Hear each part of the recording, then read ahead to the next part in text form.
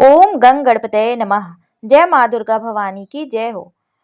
भक्तगणों, चैत्र नवरात्रि का प्रारंभ होने से ही हिंदू नव वर्ष का प्रारंभ होता है।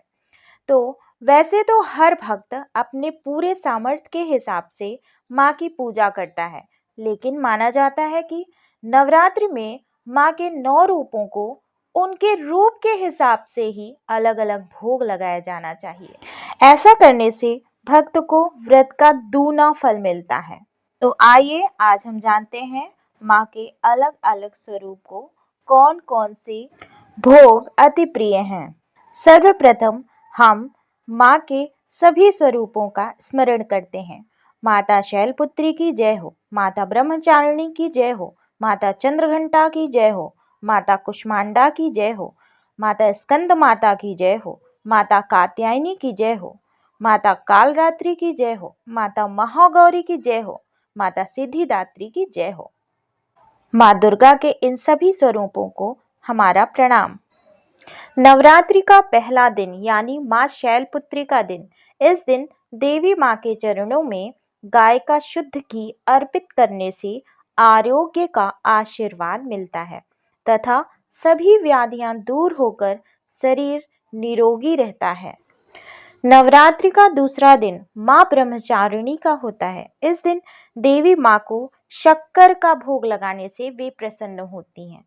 इस भोग को देवी के चरणों में अर्पित करने के बाद परिवार के सदस्यों में बांटने से सभी की आयु में वृद्धि होती है। नवदुर्गा का एक स्वरूप है चंद्रघंटा। माँ के इस रूप का पूजन नवरात्रि के तीसरे दिन होता है। इस दिन माँ को दूध या दूध से बनी मिठाई, खीर का भोग लगाकर ब्राह्मणों को दान करना शुभ होता है। इससे दुखों की मुक्ति होकर परम आनंद की प्राप्ति होती है। माँ दुर्गा को नवरात्रि के चौथे दिन मालपुए का भोग लगाने से वे प्रसन्न होती हैं। इस भोग को मंदिर के ब्राह्मण को दान करना चाहिए। ऐसा करने से बुद्धि का विकास होने के साथ साथ निर्णय शक्ति बढ़ती है। नवरात्रि का 5वां दिन यानी माँ स्कंद माता का दिन है। इस दिन माता जी को केले का नैवेद्य चढ़ाना बहुत उत्तम माना जाता है। ऐसा करने से आपको उत्तम स्वास्थ्य और निरोगी काया की प्राप्ति होती है। नवरात्रि के छठे दिन देवी माँ को शहद का भोग लगाना बहुत अच्छा माना जाता है। शहद के साथ साथ आप दही का भी इस्तेमाल कर सकते हैं, क्योंकि माँ को शहद और दही दोनों ही अत्यंत प्रिय है। माँ को इसका भोग लगाने से मनुष्य की आकर्षण शक्ति में वृद्धि होती है और मनुष्य आकर्षित आचरण वाला हो जाता है। माँ के सप्तम स्वरूप देवी माँ को गुड़ का भोग लगाना चाहिए।